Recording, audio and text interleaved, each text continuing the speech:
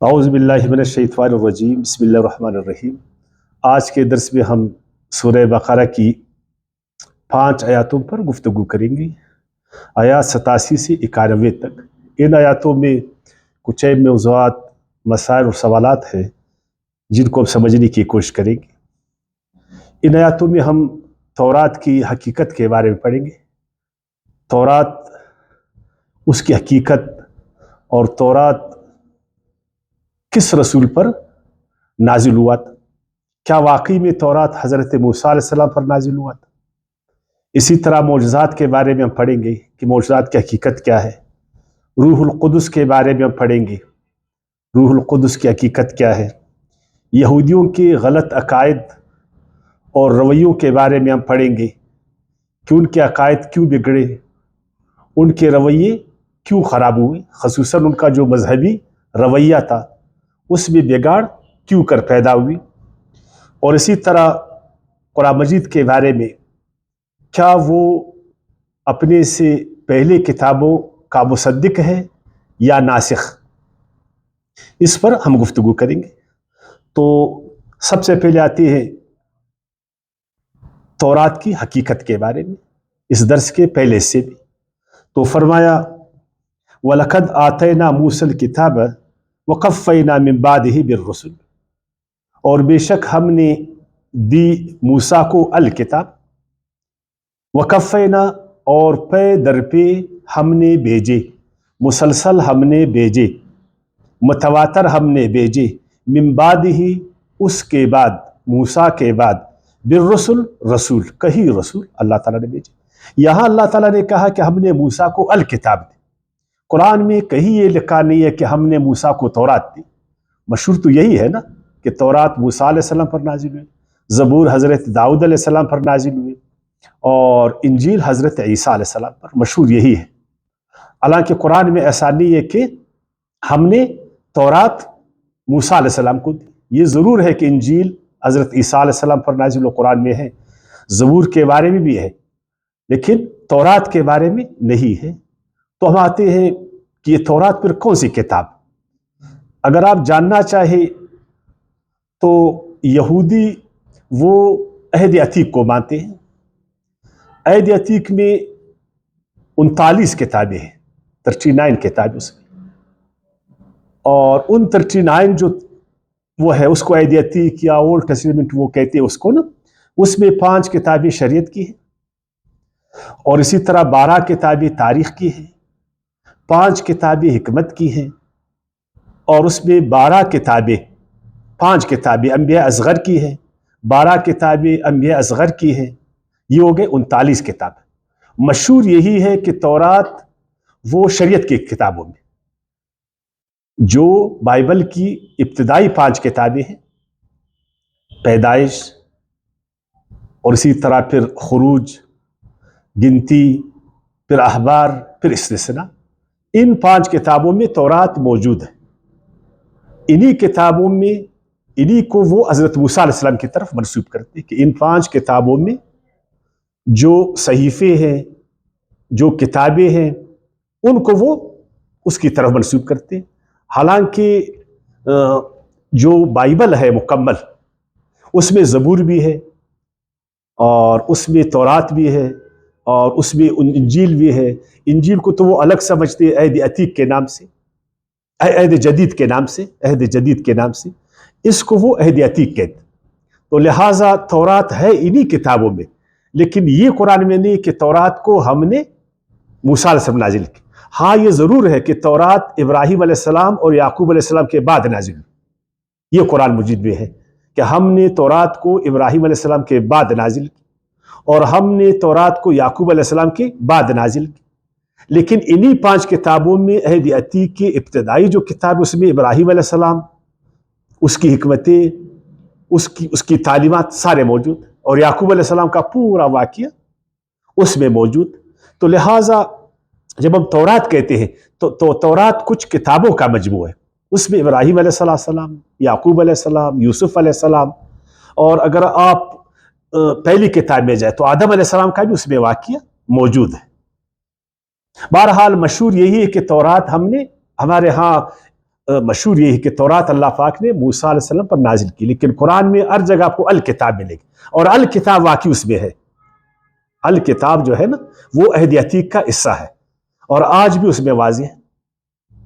جو ہی آپ بائبل کی دوسری کتاب کی طرف جائیں گے، خروج کی، تو ادھر موسیٰ علیہ السلام کی تعلیمات شروع ہوتی ہیں اور آپ علیہ السلام کا بیان اس میں شروع ہوتا ہے۔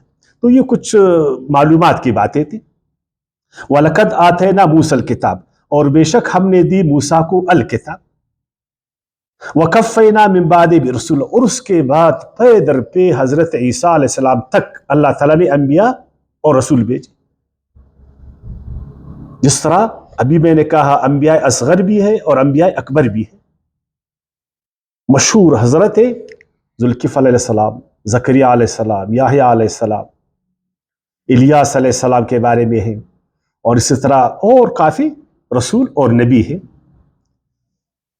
یہ اصل میں اللہ تعالیٰ بنی اسرائیل کو جتانا چاہتا کہ ہم نے تم پر بہت ساری نعمتیں کی، بہت ساری انبیاء اور رسول سے ہم نے تمہیں نوازا، لیکن آج تمہاری حالت یہ ہے کہ تم نے اپنے عقائد کو خراب کر دیا، اپنے عقائد میں تم نے بگاڑ پیدا کی، اپنے مذہبی رویوں کو تم نے بالکل غلط کیا، اور تم تکبر کے شکار ہو گئے کہ اتنے نبی ہم میں آئے، اتنے رسول ہم میں آئے، اتنی کتابیں ہمارے ہاں نازل ہوئی، کاش کہ ان سب کا آپ قدر کرتے اور اس کو اپنے لیے اللہ کی طرف سے یہ نعمت سمجھتے تھے، ایک عطیہ ربانی اس کو سمجھتے تھے، اور عاجزی تم میں آتی، اور تم اچھے لوگ ہوتے، لیکن تم نے ناشکری کی، ناقدردانی کی، انہی کتابوں کو تم نے اپنے لیے تکبر کا باعث بنایا۔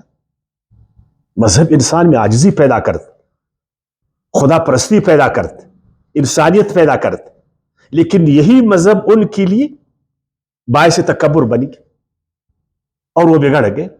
اب آتے آگے، وَآتَيْنَا عِيسَى ابْنَ مَرْيَمَ الْبَيِّنَاتِ، اور اسی طرح ہم نے عیسیٰ ابن مریم کو البینات دی۔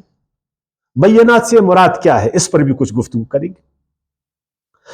ہمارے ہاں مشہور یہی ہے کہ بینات سے مراد معجزات جو اللہ پاک نے عیسیٰ علیہ السلام کو دی، جو مردوں کو زندہ کرتے تھے، جو اندھوں کو جو ہے نا بینائی دیتے تھے، اور جو مریض تھے ان کو وہ شفا دیتے تھے، وغیرہ وغیرہ، کافی باتیں آپ لوگوں نے سنے ہوں گے۔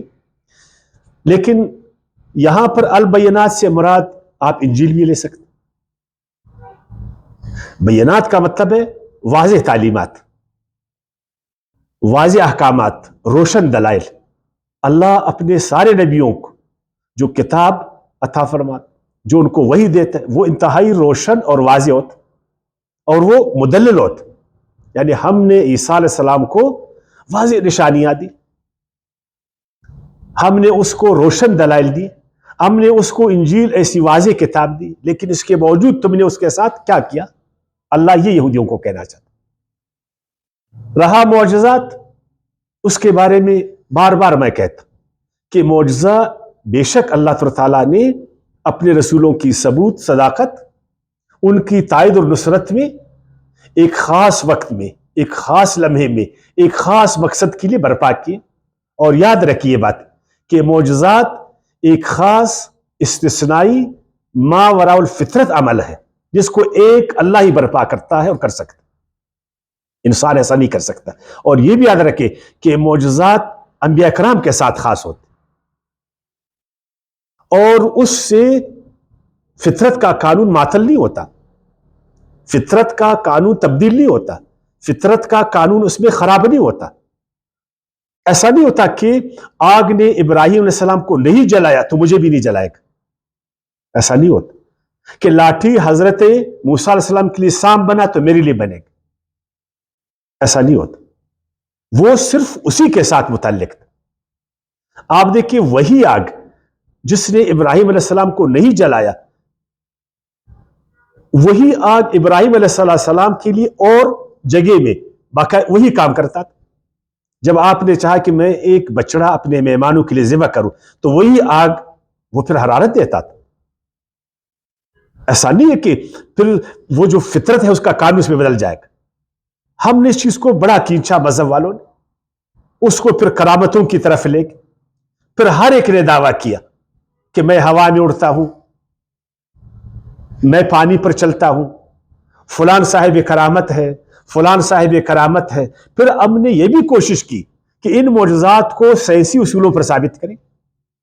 امام غزالی نے یہی کوشش کیا اپنی کتاب میں کہ یہ جو معجزات ہوتے ہیں اصل میں اس سے فطرت کا قانون بدلتا نہیں ہے، بلکہ یہ عین ہی فطری اعمال ہوتے، عین فطری اعمال ہوتے، اور یہ ہمیشہ ہوتے رہتے، ہمیشہ ہوتے رہتے. لیکن ایسا نہیں ہے، فطرت کے قوانین اٹل ہوتے ہیں. اگر ایسا ہو تو فطرت کے قوانین پر پھر بھروسہ ختم ہو جاتا. آج جو ہمارے سائنسدان ہیں، ہمارے ٹیکنوکریٹس ہیں، یہ جو آگے بڑھ رہے یہ اسی لیے بڑھ رہے کہ جو فطرت کے قوانین وہ اٹل ہے، ان میں تبدیلی نہیں ہوتی. اور اللہ تعالیٰ نے بھی فرمایا فَأَقِمْ وَجْهَكَ لِلدِّينِ حَنِيفًا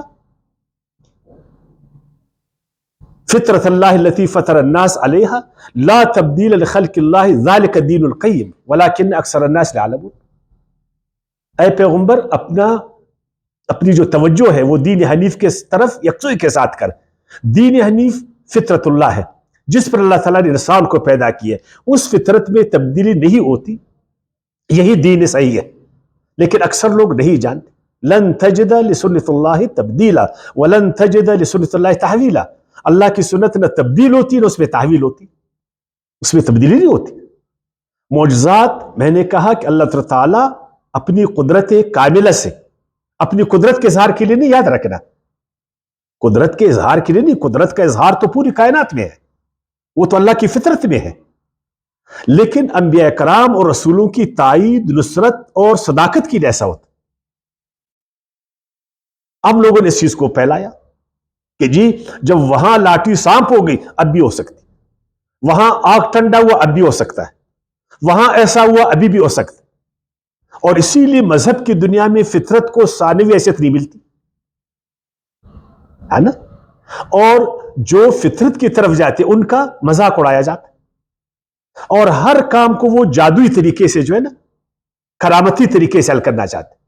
بس جی میرے ساتھ ایک وظیفہ ہے، میرے پاس ایک ورد ہے، میں ابدال ہوں، میں قطب ہوں، میں غوث ہوں، میں کلندر ہوں، میں فلان ہوں، میں ایسا کر سکتا ہوں، میں ایسا کر سکتا ہوں، میں فطرت کے قوانین سے اوپر ہوں، میں جب چاہوں فطرت کے قوانین کو بدل دوں، میں جب چاہوں آگ میں کودوں، جب چاہوں ہوا میں اڑوں.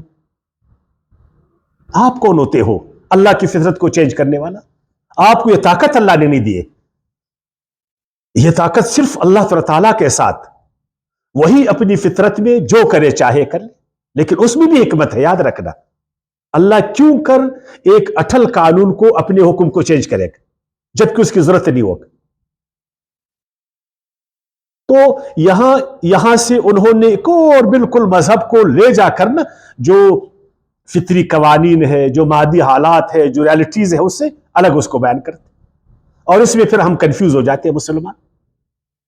اسی لیے جدھر مذہب ہوگا ادھر ترقی نہیں ہوگا، ترقی نہیں ہوگا، ادھر سائنسی ترقی نہیں ہوگی. ہمیشہ جدت ترازی، جدیدیت، ترقی، یہ اس کے خلاف جاتے. ہر کام کو کرامتوں سے جو ہے نا حل کرنا چاہتے.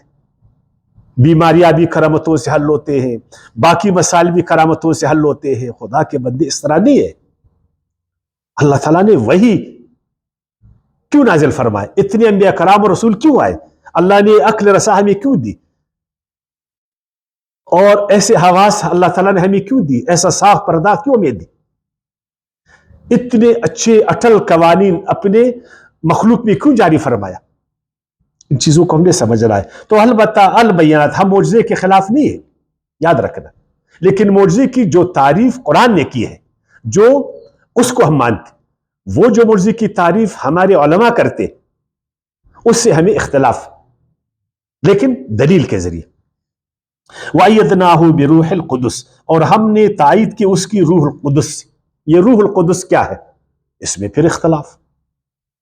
عیسائی 3 خداؤں کو مانتے ہیں، اگر آپ کو معلوم ہے نا، 3 خداؤں کو تثلیث کا عقیدہ رکھتے ہیں، تثلیث کا عقیدہ. اور ان میں ایک روح القدس کو بھی مانتے. اللہ نعوذ باللہ 3 خداؤں میں ایک. حضرت عیسیٰ علیہ السلام نعوذ باللہ 3 خداؤں میں ایک، روح القدس 3 خداؤں میں ایک، اللہ باپ نعوذ باللہ، عیسیٰ علیہ السلام بیٹا نعوذ باللہ، اور اس کے بعد روح القدس۔ جبکہ قرآن نے اور باقی جتنی کتابیں اس کا رد بیان کیا، عقیدہ ہی غلط ہے، یہ مشرکانہ عقیدہ ہے، یہ توحید کے منافی عقیدہ ہے۔ لیکن عجیب ہے کہ آج بھی عیسائی مذہبی پیشوا کوشش کر رہے کہ اس غلط عقیدے کو توحید کے ساتھ جوڑے، اور وہ اس کو مرکب وحدت کہتے، اسی میں کہتے توحید۔ بہت انہوں نے کوشش کی لیکن سب کنفیوز، جو عوام عیسائی وہ تو کنفیوز، جو مذہبی پیشہ وہ بھی کنفیوز۔ اسی سے پھر شرک کے دروازے کھل، اور اللہ تعالیٰ نے تو واضح فرمایا نا، لَقَدْ كَفَرَ الَّذِينَ قَالُوا إِنَّ اللَّهَ ثَالِثُ ثَلَاثَةٍ، بے شک کفر کیا ان لوگوں نے جنہوں نے کہا کہ اللہ 3 میں سے تیسرا ہے، نعوذ باللہ، باپ بیٹا روح القدس۔ روح القدس کا مطلب ہے پاک روح، اور قرآن نے کہا کہ پاک روح جبریل علیہ السلام کو کہا گیا۔ جبریل علیہ السلام کو کیوں روح القدس کہا گیا؟ نمبر 1، وہ روح کو آسمان کی طرف سے پیغمبر پر نازل فرماتے، کیونکہ وحی کو اللہ تعالیٰ نے روح کہا ہے نا، روح میں زندگی ہے، جو وحی آسمان سے آتی ہے، جو کتاب آسمان سے آتی ہے، اس میں انسانوں کے لیے روحانی زندگی ہے، ان میں انسانوں کے لیے روحانی زندگی ہے، اخلاقی زندگی ہے، عقائد کی زندگی ہے۔ چونکہ جبریل علیہ السلام ہمیشہ یہ کام کرتے، جتنے انبیاء اور رسول پر وہی نازل ہوتے، اس کو اللہ کی طرف سے حضرت جبریل علیہ السلام جو لاتے، اس کے لیے اس کو روح کہا گیا۔ القدس کیوں اس کو بولا گیا؟ اس لیے کہ وہ خود بھی پاک ہے اور پاکیزہ چیز کو آسمان سے لاتے، خود بھی پاک اور پاکیزہ چیز کو آسمان سے لاتے ہیں، گویا کہ اس میں ملاوٹ نہیں کرتا ہے، جو بھی وہی آسمان سے آتا اس میں کوئی ملاوٹ جبریل علیہ السلام نہیں کرتا۔ یہ جو یہودی کہتے ہیں نا کہ جبریل صلی اللہ علیہ وسلم اس میں ملاوٹ کرتا تھا، اس کو کہا جاتا تھا کہ یہ وہی اس کو دے دو، اس کو نہیں دیتا، یہ کرو وہ نہیں کرتا تھا، نعوذ باللہ۔ تو اللہ تعالیٰ نے فرمایا نہیں، وہ جو ہے بالکل پاک روح ہے، روح بھی وہی لانے والا، اور اس کو پاکیزگی، اس جگہ اس کو روح الامین کہا گیا، روح الامین بھی اس کو بولا گیا۔ مثلا اگر آپ دیکھیں سورہ نحل کی آیت 102 میں قل نزلہ روح القدس اس کو بولا گیا، اور 26 سورت آیات 193 میں نزل بہی روح الامین اس کو کہا گیا۔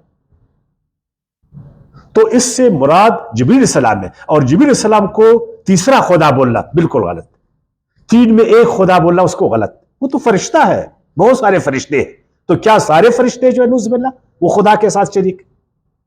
یہ بالکل غلط۔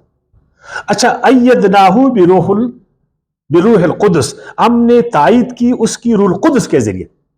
یہ کیا ہے تائید؟ یاد رکھیں جبریل علیہ السلام نے سارے جتنے نبی ہیں رسول سب کی تائید اس نے روح کے ساتھ کیا، وحی کے ذریعے۔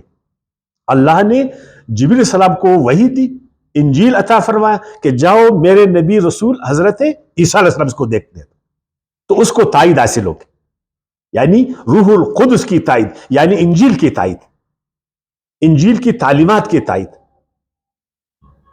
آپ سورہ معاہدہ کی آیات 1، 2، 10 کو پڑھے تو بالکل آپ واضح ہو جائے گا کہ اس نے حضرت عیسیٰ علیہ السلام کی تائید کس طرح کی۔ فرمایا اذ قال اللہ یا عیسی ابن مریم اذکر نعمت علیک وعلی والدتک اذ ایدتک بروح القدس، جب میں نے مدد کی تیری روح القدس کے ذریعے۔ وہ کس طرح؟ تکلم الناس فی المہد وکہلا، کہ تو باتیں کرتا تھا لوگوں سے گہوارے میں اور پختہ عمر میں۔ پھر گہوارے میں کیسا کرتا تھا، پختہ انشاءاللہ اس آیات میں پڑھیں گے، یا پھر اس کو سورہ آل عمران میں پڑھیں گے۔ وَإِذْ عَلَّمْتُكَ الْكِتَابَ، دیکھیں یہ ہے تائید، جب میں نے سکھائی تجھے کتاب، الحکمت والتورات والانجیل۔ پھر آگے تو گویا کہ یہ بھی ایک تائید ہے کہ جبریل السلام کے ذریعے اللہ تعالیٰ نے اس کو کیا عطا فرمایا؟ انجیل. اس کو کس چیز کی علم دی؟ تورات کی علم اس کو دی، اس کی تائید کی. اور واقعی اللہ پاک وحی کے ذریعے سب سے پہلے اپنے رسولوں کی تائید کرتے، وحی کی تعلیمات حضرت جبریل علیہ السلام کے ذریعے ان کو اللہ تعالیٰ پہنچا دیتے اور وہی اس کو بتا دیتے. یہ کوئی ایسی بات نہیں ہے جس کو ہم لوگوں نے جا کر خدائی کا درجہ عیسائیوں نے نعوذ باللہ اس کو دے دی. افکلما، پھر کیا جب کبھی جاءکم، آیا تمہارے پاس، رسول، کوئی رسول، بما لا تہوی انفسکم، وہ حکم، یعنی جب بھی کوئی رسول آیا تمہارے پاس اس حکم کے ساتھ، جب بھی کوئی رسول لایا تمہارے پاس وہ حکم، لا تہوی انفسکم، جو تمہاری خواہشات کے خلاف تم کو نظر آیا، جس کو تمہارے من نے پسند نہیں کیا. کیونکہ مذہبی لوگ اپنے سوا، اپنے عقائد کے سوا اور چیزوں کو پسند نہیں کرتے. کوشش اکثریت ایسے ہوتا ہے نا، اکثریت وہ جو اس کا مذہبی عقیدہ ہوتا، جو اس کا مذہبی رویہ ہوتا، جو مذہب، وہ کوشش کرتے کہ وہ دوسرے چیزوں کو پسند نہیں کرے. اگر اس کے عقیدے کے مطابق ہے تو اس کو وہ قبول کرے گا، اگر اس کے رویوں کے مطابق ہے اس کو قبول کرے گا، اگر اس کی خواہشات اور مفادات کے مطابق ہے اس کو پسند کرے گا، ورنہ نہیں کرے گا اس کو. اور یہودیوں کے رویے عقائد اس طرح بنے تھے. حضرت عیسیٰ علیہ السلام آئے، اللہ کی کتاب، روشن دلائل، لیکن چونکہ وہ ان کے مفادات کے خلاف، خواہشات کے خلاف، من کے خلاف، عقائد کے خلاف، مذہبی رویوں کے خلاف، انہوں نے انجیل کا انکار کیا. حضرت عیسیٰ علیہ السلام اس کی نبوت رسالت کا انکار کیا، بلکہ اس کی قتل کے در پہ ہوئی. پھر آپ سلم آئے، آپ سلم، جناب محمد سلم، آپ سلم کو اللہ تعالیٰ نے قرآن ایسی لازوال ابدی کتاب عطا فرمائے، ایک معجز کتاب اس کو عطا کی، روشن کتاب عطا کی. لیکن پھر وہی بات آ گئی کہ یہ قرآن اور آپ صلی اللہ علیہ وسلم کی رسالت اور نبوت یہودیوں کے من، مفادات اور خواہشات کے خلاف، مذہبی عقائد اور رویوں کے خلاف، تو انہوں نے قرآن کا بھی انکار کیا اور صاحب قرآن کا بھی انکار کیا. نہ صرف انکار کیا بلکہ مخالفت پر اتر آئے. کیوں؟ استکبرتم، اللہ نے کہا مذہبی تکبر، مذہبی انا، کہ میں مذہب کا اجارہ دار ہوں، میں مذہب کا ٹھیکہ دار ہوں، بس مذہب وہی ہے جس کو میں نہ مانا ہوا، عقیدہ وہی ہے جو میرا ہے. یہ جو مذہبی اسد ہے، یہ جو مذہبی تعصب ہے، یہ جو مذہبی تکبر ہے، انہوں نے یہودیوں کو اندھا بنا ہوا تھا. اور انتہائی ادب و احترام کے ساتھ اکثر مذہبی لوگ ایسے ہوتے، مذہبی تکبر نے ان کو اس نہج پر پہنچایا کہ وہ حق کو نہیں مانتے، حقیقت ان کے پاس آ جائے اس کو نہیں مانتے، بس اسی کو مانتے جو ان کے من کے مطابق ہو، جو ان کے سوچ کے مطابق ہوگا. فَفَرِيقًا كَذَّبْتُمْ وَفَرِيقًا تَقْتُلُونَ. اس تکبر نے، اس مذہبی تعصب نے، اس اندھی عقیدت نے، اس بیچا فخر و مباحات نے، اے یہودیوں، تم کو ایسا بنایا کہ تم نے میرے رسولوں کی تکذیب کی. ایک فرقے کا تم نے تکذیب کیا، اس کو جھٹلایا. وَفَرِيقًا تَقْتُلُونَ، اور ایک گروہ کو تم نے قتل کیا. حضرت یحییٰ علیہ السلام، آپ نے اس کو کیوں قتل کیا؟ جناب عیسیٰ علیہ السلام، اس کی کیوں تکذیب کی؟ اور میرے آخر رسول، اس کی تکذیب تم نے کیوں کی؟ بس وہی تکبر. ہم دین کے اجارہ دار، نحن ابناء اللہ واحباہ، ہم خدا کے چہتے ہیں، نعوذ باللہ ہم خدا کے بیٹے، ہم دین کے ٹھیکہ دار ہیں، بس صحیح وہی ہے جس کو میں مانتا، رویہ وہی ٹھیک ہے جو میرا ہے، مذہب وہی ٹھیک ہے جو میرا ہے. اس سے آج میں اس کو نہیں مانتا. تورات کو مانتا ہوں، انجیل کو نہیں مانتا. تورات انجیل کو مانتا ہوں، قرآن کو نہیں مانتا. قرآن کو مانتا ہوں، تورات انجیل کو نہیں مانتا. ایک رسول کو مانتا ہوں، دوسرے کو نہیں مانتا. اب آتے دوسرے حصے کی طرف، درس کا جو دوسرا حصہ ہے، آیات 88. اب دیکھیں، اس تکبر نے اس مذہبی عقیدت نے، اس غلط رویے نے ان کو کس طرح بنایا تھا؟ فرمایا جب آپ صلی اللہ علیہ وسلم نے اللہ کی کتاب روشن دلیل کے ساتھ ان کے سامنے رکھا، اور آپ صلی اللہ علیہ وسلم کی بہترین سیرت، سب سے اعلیٰ اخلاق، اس کے باوجود انہوں نے کیا کہا؟ وَقَالُوا قُلُوبُنَا غُلْفٌ، اے پیغمبر قرآن ہم کو مت سنا دو، قرآن ہمارے سامنے پیش مت کرو، ہمارے دل بند ہے، بالکل ہمارے دل بھرے ہوئے، بس وہی مذہب ہمارے لیے کافی ہے جو ہم نے باپ دادا سے سیکھا ہے، وہی رویے عقائد ہمارے لیے ٹھیک ہے جو ہم نے اپنے مذہبی پیشواؤں سے سنا ہے، ہمارا دماغ بھرا ہوا ہے، ہمارے دل میں اور چیز نہیں آ سکتی۔ یا عذرائے تکبر کہ ہم نے تمہاری باتوں کو کیا کرنا ہے، ہمارے پاس تورات کی تعلیمات ہے، ہم نے انجیل کو کیا کرنا ہے، ہمارے پاس تورات انجیل کی تعلیمات ہے، ہم نے قرآن کو کیا کرنا، ہمارے ساتھ فلاں ہیں تو ہم نے فلاں چیز کو کیا کرنا۔ اور معذرت کے ساتھ، انتہائی ادب و احترام کے ساتھ، اکثر مذہب میں ایسا ہوتا، اکثر مذہب والے اسی طرح ہوتے کہ ہمارے دل بند ہے، ہمارا دماغ بند ہے، بس پھر آپ کو کہوں نا ادب و احترام کے ساتھ، چونکہ ہر مذہب کا احترام ہم نے کرنا ہے، اور جو مذہب کے پیشوا ہے ان کے ماننے والے ان کا ہم ادب و احترام کریں گے، لیکن انتہائی ادب و احترام کے ساتھ، انتہائی معذرت کے ساتھ۔ جو مذہبی لوگ ہوتے وہ صرف زبان رکھتے ہیں منہ میں، بس صرف ان کی زبان کھلی ہوئی ہے کہ بس میری بات کو سنو، دماغ بند زبان کھلی ہے، آنکھیں بند زبان کھلی ہوئی ہے، کان بند زبان کھلی ہوئی، دن رات یہ لگے ہوئے، دن رات چرچا کرتے اپنی باتوں کیا ہماری بات کو سنو، اب میں آپ کی بات کو نہیں سنوں گا۔ تو خدا کے بعد جس طرح تمہاری زبان کھلی ہوئی ہے، اپنا دل بھی ایسا کھولو نا۔ تم تو چاہتے ہو کہ پوری دنیا میری بات کو سنے، تو اپنے اندر بھی گنجائش پیدا کرو نا، پھر دوسری کی بات کو بھی سننے کی جو نا حوصلہ پیدا کرو۔ ہر جگہ زبان تم نے کھولا ہو لاؤڈ اسپیکر کی طرح، میری بات کو سنو، میری بات کو سنو، میرا مذہب صحیح ہے، میری بات صحیح، میرے رویے، تو اگلے کو بھی تو سنو نا۔ جب تم سنو گے نہیں تو حق کس طرح تمہارے، اس سے کس طرح تم فائدہ لوگے؟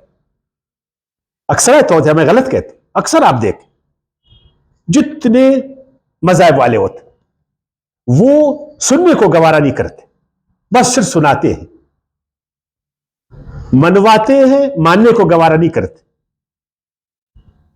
بھائی کوئی رویہ ہے، اپنے اندر رواداری پیدا کرو، اپنے اندر روشن خیالی پیدا کرو، اپنے ذہن کو کھولو۔ اللہ نے تم کو عقل دیا ہے، اللہ نے بہترین حواس تم کو دیے، اس سے تم فائدہ لے لو۔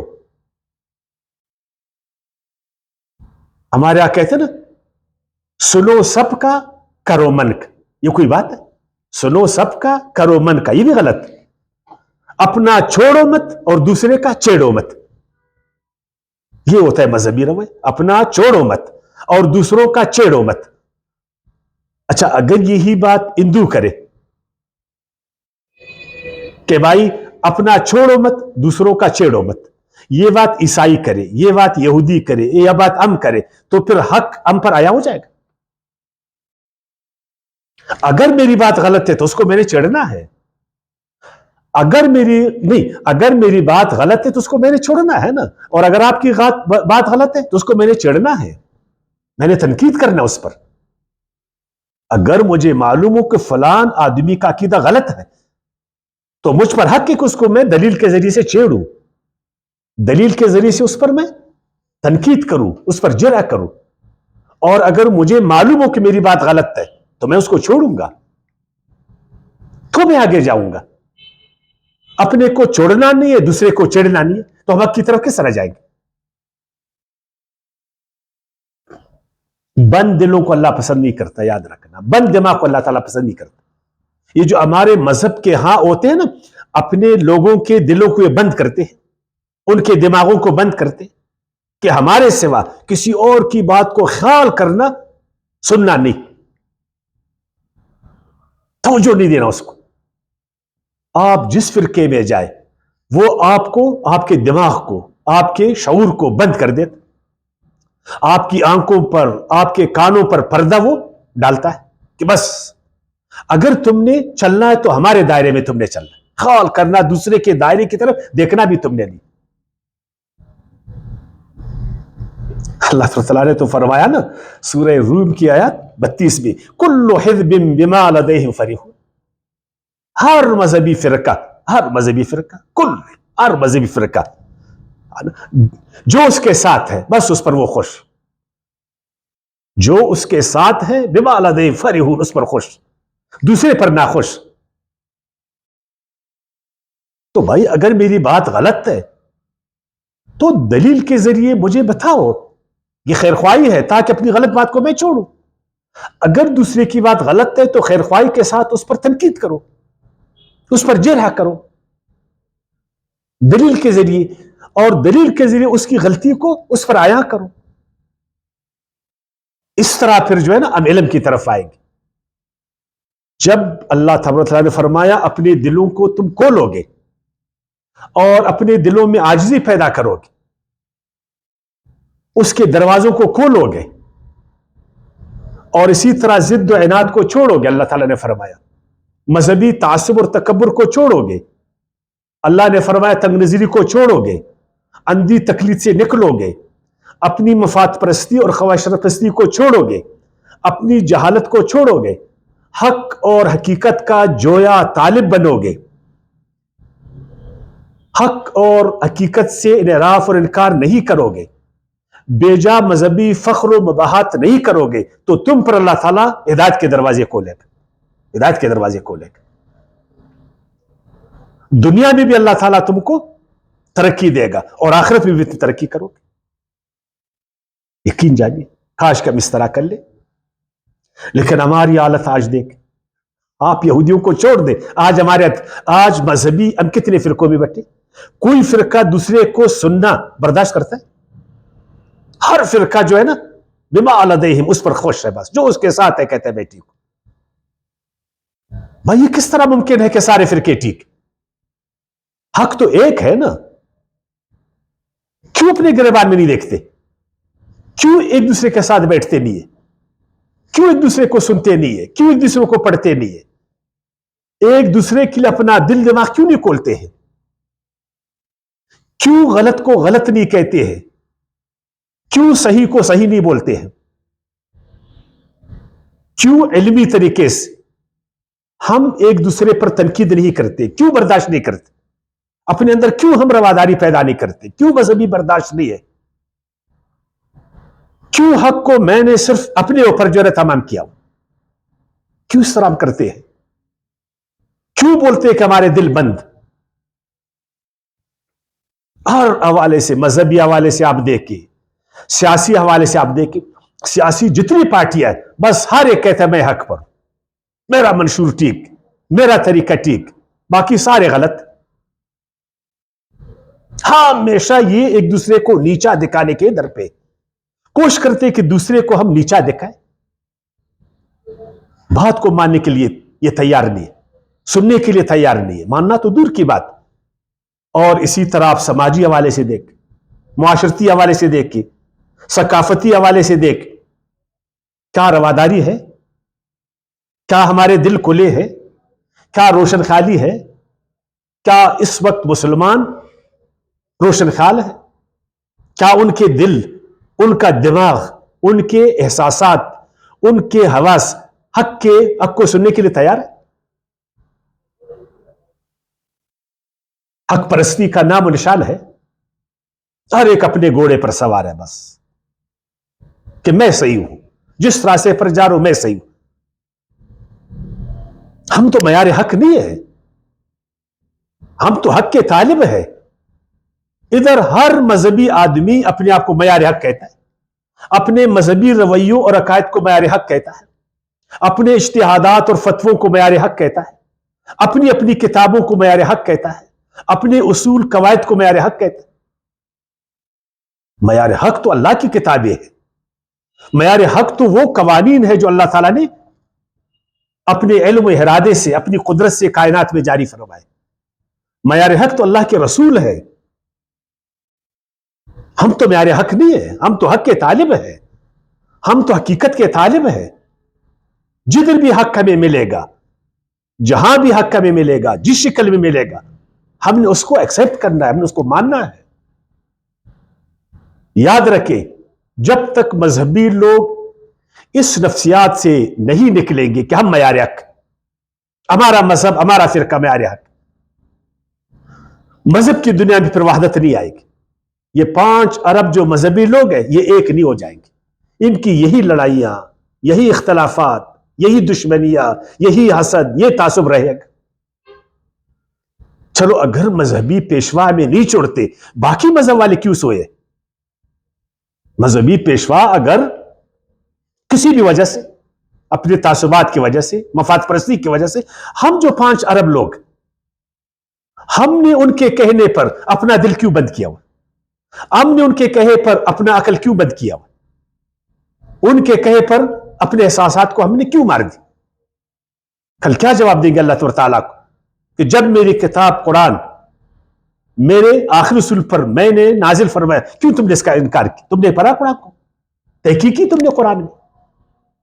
کیوں جناب عیسیٰ علیہ السلام کا تم نے انکار کیا؟ کیا مسئلہ تھا تم کو؟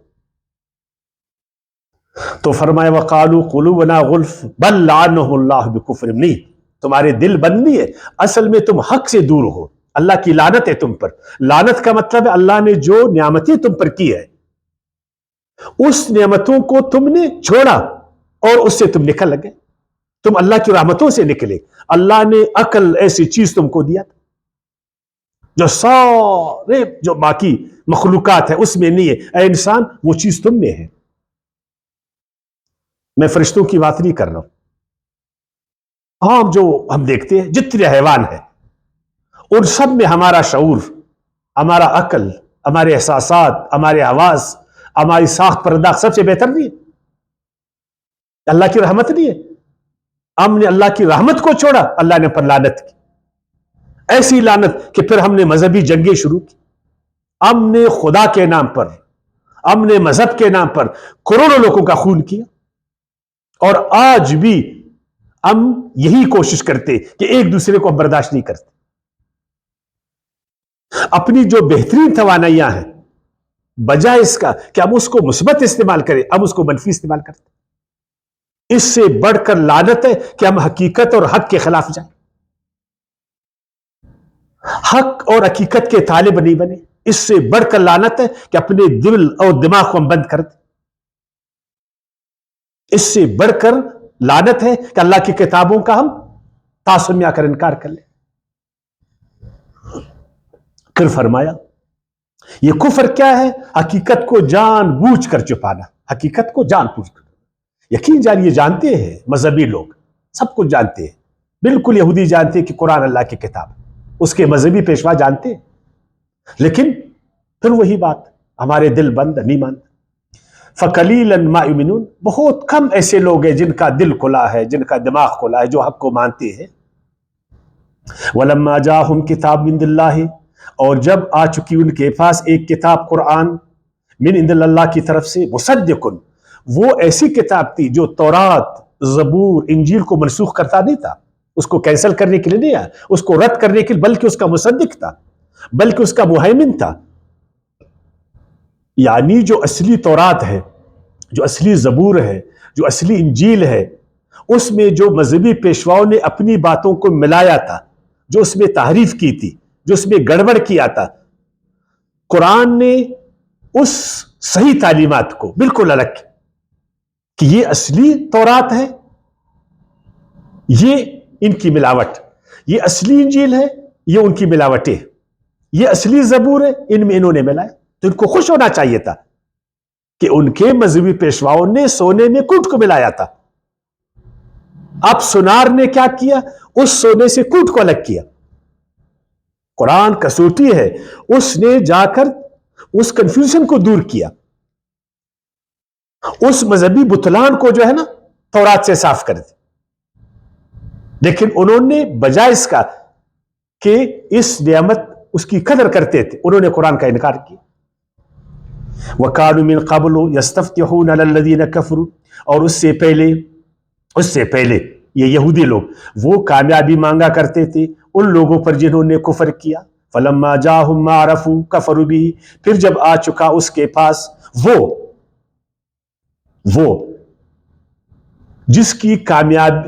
जिसकी लोग दुआएं करते थे कि हमारे लिए कामयाबी का जरिया बनेगा, वो मा अरफू, उन्होंने पहचान भी लिया कि वाकई आखिरी नबी है, आखिरी रसूल है और ये आखिरी किताब, और हमेशा वो इसी दर पे था कि कब आएगा, वो आने वाला कब आएगा, वो हमारा निजात दहिंदा कब आएगा, कब हमको गुलामी से निकालेगा, कब हमको निजात से निकालेगा, वो उससे निकालेगा। जब वो आया तो कफर भी उन्होंने इनकार किया। फलानतुल्लाह अल काफिरीन, फस लानत है अल्लाह की ऐसे काफिरों पर। खुद हमेशा इंतजार में थे उस निजात दहिंदा का, उस आने वाले का। जब वो आ गया इन्होंने इनकार किया।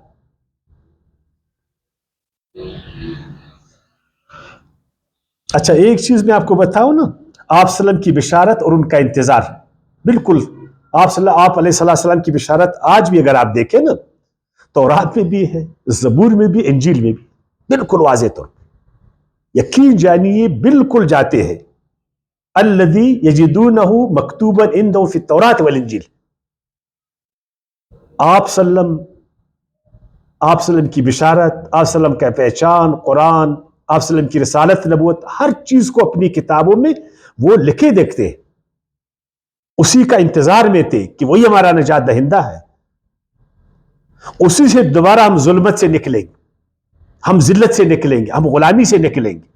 जब वो निजात दहिंदा आ गया, वो किताब आ गई, इन्होंने इनकार कर दिया। आप आज भी तौरात की जो किताब इस्तिस्ना, 5वीं किताब, बाब 18 आयात 15 से 18 आप जाकर पढ़, उसमें वाज़ेह है, बिल्कुल वाज़ेह है। इसी तरह इंजील, उसकी किताब यूहन्ना, बाब 16 आयात 7, फिर बाब 16 आयात 12 से 13, उसमें बिल्कुल वाज़ेह। अब एक बात और मैं कहूं ना, निजात दहिंदा तो आ गया, किताब भी आ गई और अल्लाह का आखिरी रसूल भी आ गया, लेकिन वो अकीदा अभी भी यहूदियों में कि अभी भी आएगा, अभी भी आएगा। हालांकि वो आ गया, लेकिन यहूदी क्या कहते, वो आएगा। ईसाई भी कहते कि वो आएगा। सब ईसाइयों का अकीदा है कि निजात दहिंदा दोबारा आएगा, हजरत ईसा अलैहिस्सलाम फिर से आएंगे। और यहूदियों का क्या अकीदा है, वो आएगा। और हमारे मुसलमानों को क्या अकीदा है, वो आएगा। निजात दहिंदा तो आ गया, निजात दहिंदा तो आ गया, आखिरी किताब आ गई ना, आखिरी रसूल आ गया ना, आखिरी नबी आ गया। अब जो दूसरा आएगा तो क्या करेगा, उसकी तकमील करेगा। क्या कुरान में कोई कमी है? क्या आप सल्लम की रिसालत में कोई कमी है? क्या उसने हक को मुकम्मल पेश नहीं किया? क्या उसने हक को गालिब नहीं किया? क्या हक का मुकम्मल इजहार आप सल्लम ने नहीं किया? वो सारा किया ना। अब हम यहूदियों से पूछेंगे वो जो आने वाला आएगा वो क्या करेगा? कोई नौज़ बिल्लाह दूसरी किताब लाएगा? क्या एक अलग नबी अभी आएगा? हम ईसाइयों से पूछते हैं कि ईसा अलैहिस्सलाम आएगा तो क्या करेगा? इंजील तो है मौजूद, इंजील तो मौजूद है, कुरान उसका मुसद्दिक है, आखिरी नबी उसका मुसद्दिक है। जब इंजील है उसका मुसद्दिक है, आखिरी नबी आ गया, आखिरी रसूल आ गया, तो अब वो आएगा क्या करेगा तुम्हारे लिए? मसलन आज 21वीं सदी में आएगा तो वो कुरान के खिलाफ आपको बोलेगा, वो कुरान के जो तालीमात है उसके खिलाफ तुमको बोलेगा। अगर वो कुरान की इत्तिबा करेगा तो कुरान तो पहले से मौजूद। खैर, इस अकीदे पर इंशाअल्लाह बाद में बात कर लेंगे। मैं कहता हूं ये सबका अकीदा है, एक आने वाले का तमाम मज़ाहिब में आ जाए। असल में कुछ चीजें हैं जो इंसानों को इन चीजों पर मजबूर करते हैं। जब इंसान गिर जाता है ना तो वो फिर कोशिश करता है मैं किसी तरह निकलूं। ये मजहबी लोग जब गिर गए ना, जब ये अपनी करतूतों की वजह से ये जवाल के शिकार हो गए, تو انہوں نے اس مایوسی سے نکلنے کے لیے، اس کے مذہبی پیشواؤں نے ہمیں ایک مایوسی سے نکالنے کے لیے ایک امید کا چراغ ہمارے لیے جلایا کہ نہیں کل آئے گا، آ جائے گا، آ جائے گا، کل آئے گا. جب وہ آئے گا سائنس ختم ہو جائے گا، جب آئے گا ٹیکنالوجی ختم ہو جائے گی، اس کے پاس ایک کرامت کی چڑی ہوگی، ایسا ہوگا ویسا ہوگا. تو خدا کے بندے، قرآن میں تو سارا کچھ، ترقی کے سارے راز فطرت میں موجود یا نہیں ہے؟ ترقی کی ساری جو صلاحیت اللہ تعالیٰ نے انسان کو دی، وہ سارا کچھ اللہ کی کتاب میں موجود. آخری پیغمبر نے سارا کچھ ہمیں بتایا، قولن بھی فعلن بھی ہمیں بتایا، ہے نا، سارا کچھ ہمیں بتایا. تو بہرحال اس پر بات کریں گے کہ امام مہدی آئے گا تو کیا کرے گا، اس کا عقیدہ صحیح ہے غلط ہے وغیرہ سارا کچھ نا. عیسیٰ علیہ السلام آئے گا، ہمارے علماء کرام اس کے بارے میں کیا کہتے ہیں نا. تو انشاءاللہ شاید سورہ آل عمران میں اس کو میں آپ پر واضح کروں، اور پھر میرے ریمارکس کیا ہے وہاں پہ آپ کو بتاؤں گا. ابھی تو میں نے صرف ان کی باتیں آپ کے سامنے کی کہ وہ کیا کہتے ہیں. بے سما اشتروا به انفسهم، جواب میں اللہ تعالیٰ نے کہا بری ہے وہ چیز جس کے بدلے بیچ ڈالا انہوں نے اپنے نفسوں کو.